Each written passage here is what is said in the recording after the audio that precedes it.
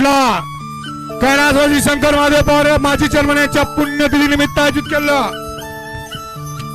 काय चाललंय इजू तुझं? पहिला सेमी पळतोय.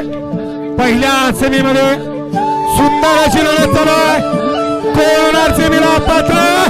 कुणाच्या नशिबे गुलाल? अतिशय सुंदर मागणाला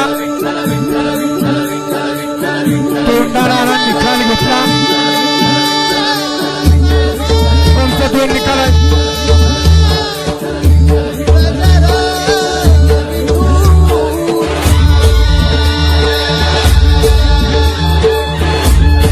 सेमी फायनल 1चा निकाल आणि निकाल.